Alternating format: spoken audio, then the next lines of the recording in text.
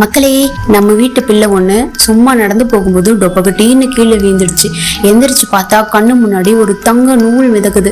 இதை பார்த்த அவங்க அம்மா, ஐயோ விழுந்த அடியில என் பொண்ணுக்கு மூளைலாம் குழம்பிடுச்சுன்னு பதறி போய் ஃபர்ஸ்ட் எய்ட் பாக்ஸ் எடுக்க வீட்டுக்குள்ள ஓடுறாங்க.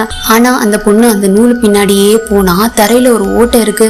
அதுக்குள்ள கைவிட்டு பார்த்தா பலன்னு ஒரு தங்க கட்டி. பாப்பாவுக்கு இப்பதான் புரியுது, இந்த நூல் போற இடமெல்லாம் யோகம்தான்னு. அம்மா கிட்ட அந்த தங்க கட்டியை கொடுக்க ரெண்டு பேரும் நேரா ஒரு நகை கடைக்கு போறாங்க. அங்க செக் பண்ணி பார்த்தா அது சுத்தமான தங்கம். 100 கிராம் இருக்கு. அதை வித்து $1,00,000 வாங்கிட்டு வீட்டுக்கு போறாங்க. வந்த உடனே மறுபடியும் அந்த தங்க நூல் ஆஜராகுது. அம்மாவை வீட்டுக்குள்ள பத்திரமா அனுப்பிட்டு நம்ம ஹீரோயின் அந்த நூல் பின்னாடியே போறா. அது நேரா அவங்க பூர்வீக கோயிலுக்கு கூட்டிட்டு போகுது.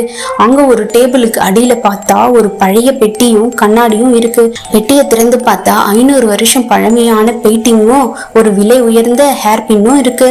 மறுநாள் காலையில இதெல்லாம் விற்கலான்னு ஒரு ஆன்டிக் ஷாப்க்கு போறா. அங்க கடை ஓனர் இல்ல. அவரோட பொண்ணை காணோன்னு தேட போயிருக்காராம். அங்க இருந்த போட்டோவை பார்த்ததும் மறுபடியும் அந்த தங்க நூல் வருது. அந்த நூல் நேரா அந்த கடைக்குள்ள ஒரு இடத்தை காட்டுது. அப்போதான் நம்ம ஹீரோயினுக்கு ஒரு டவுட். அங்க நின்றுட்டு இருந்த கிளர்க்கு தான் அந்த பாப்பாவை ஒளிச்சு வச்சிருக்கான்னு அவரோட முகத்தை பார்த்தே கண்டுபிடிச்சிட்டா.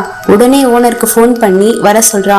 ஓனர் பதட்டமா ஓடி வந்து கேட்க, உங்க பொண்ணு இந்த கடைக்குள்ளதான் இருக்கான்னு சொல்றா. அடுத்த செகண்ட் அங்கிருந்து ஒரு பீரோவை திறந்து பார்த்தா பாப்பா உள்ள பத்திரமா இருக்கு. நம்ம ஹீரோயின் அந்த தங்க நூலை வச்சு பெரிய வேலையே பார்த்துட்டா.